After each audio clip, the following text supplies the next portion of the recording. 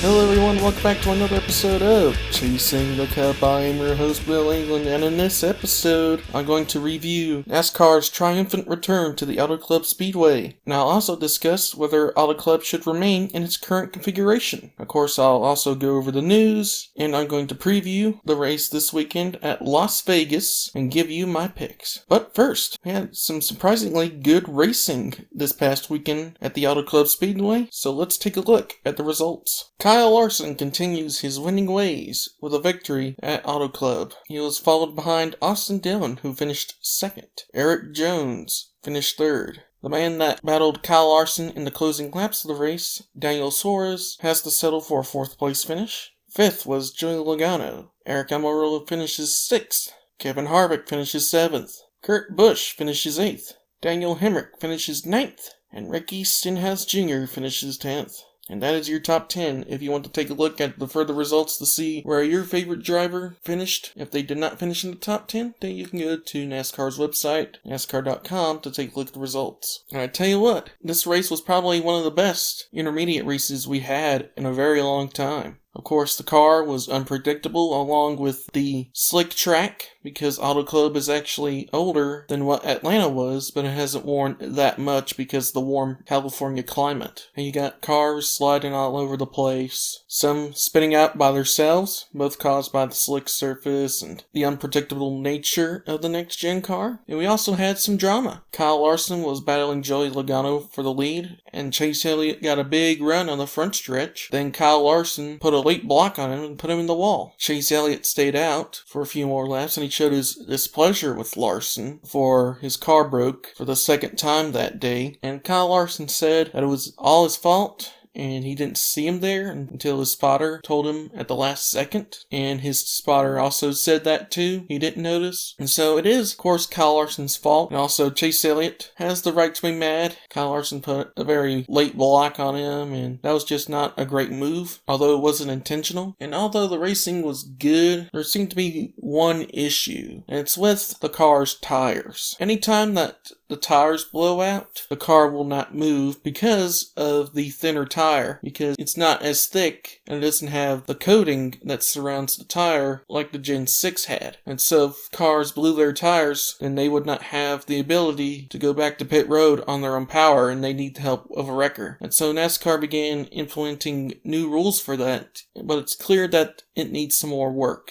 NASCAR started this with a new rule that if the only reason why you can't get moving is because of your flat tires, the wrecker will tow your car to pit lane and you can get a fresh set of rubber before you get back on the track. And so I hope NASCAR finalizes these rules, and also Goodyear can fix the tires so that way they can be able to be driven flat. But that's all the complaints that I have, because it was pretty good racing, because we didn't have the dirty air of the Gen 6 and COT, and it helped with more passing. If you were the dominant car, you could just pass someone straight up. You didn't have to sit in their dirty air. And it really shows how good this next-gen car is, as well as the parity. Tyler Reddick was the dominant car, and Eric Jones was battling with him. Both of them were usually top 20 drivers last year. This really shows how the car is closing the gap between the big teams and the small teams. Next, I'm going to discuss the Xfinity Series race, which was on Saturday. Your winner is Cole Custer for SS Greenlight Racing, who got their first win this past weekend. Noah Gragson finished second.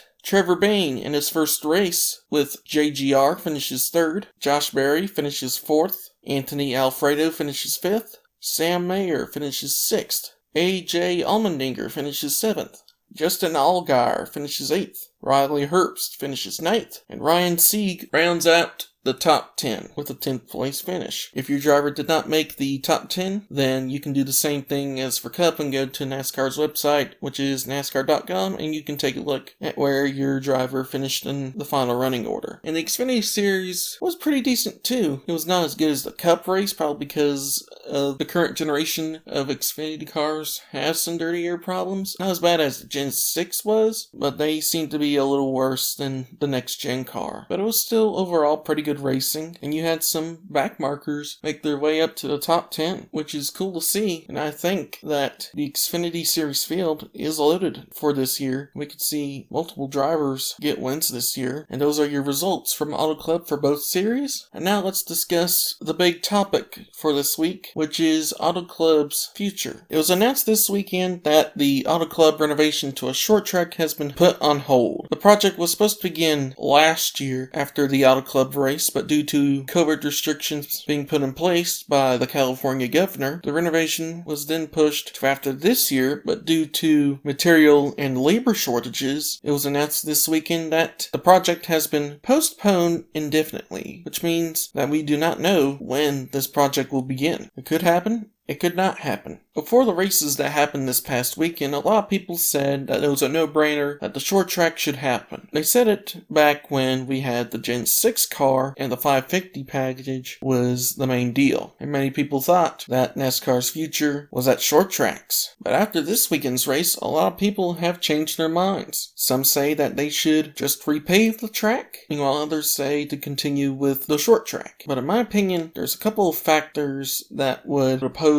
keeping the track in its current state. One is that the track is wearing out and it requires a repave. But when you look at the repaving job at its sister track, Michigan, that job led to the track becoming really bad and hasn't returned to that state. And if this was done for Auto Club, I think the racing would be just as bad, and the track would probably be in the same state. But you may say, well, the next-gen car is supposed to make the racing better and not worry about the air dependency. Well, the reason why the racing was so good for Cup this weekend was probably because teams have not dialed in this car, probably because it's too new to dial in correctly to get the fast speeds. I think once the teams figure this out, how to get the car dialed in properly, I think the racing would get worse because the gap would widen again at these tracks. So, in my opinion, they should go ahead and go with these renovations. It's probably best for the track's future because it'll allow for better racing in the long term. Meanwhile, Auto Club in its current form will only provide good racing in the short term, and the land that once occupied most of the track can be used for developments like a park, a museum, a mall, and any other business that could bring in more fans and improve the experience. And with these factors in mind, I say go ahead and go with the short track once all these issues have been solved with shortages. Now that I'm done talking about Auto Club, let's get to the news. United Rentals has joined Storthouse Racing as a partner and will be the primary sponsor of the team's reserve driver, Ryan Preece, for select races this year. The TV ratings for the Auto Club race: Fox earned a 2.61 rating for Sunday's Wise Power 400 and had 4.570 million viewers, and is by far the most watched sports event of the weekend, but it's down from the second points races in recent years. The Daytona Road Course got 4.75 million and Las Vegas got 5.5 million in 2020. NASCAR still has shown interest in running a street course race in Chicago. NASCAR remains in talks with the city to bring a street race to Chicago, and the goal is to hold an event for the first time in 2023. NASCAR President Steve Phelps has released some details about the next TV deal, and as I mentioned last week about what I want to see from the next one, Steve Phelps has said that the primary focus is to have most, if not all, races on network television. And also, Steve Phelps has said that streaming is also an option on the table. But streaming will not be exclusive because of teams' sponsorship. I have an update from last week, and that there are no penalties for the wheels used at RFK and Penske, but we have two major penalties for both Justin Haley and Kaz Gralla. Both are from safety sections 10.5.2.6, which is the separation of an improperly installed tire/wheel from the vehicle. The money team did not want to appeal this, but from what I've heard, Colleague is trying to appeal. One thing I didn't talk about last week was the Daytona 500 TV ratings. Fox averaged a 4.7 rating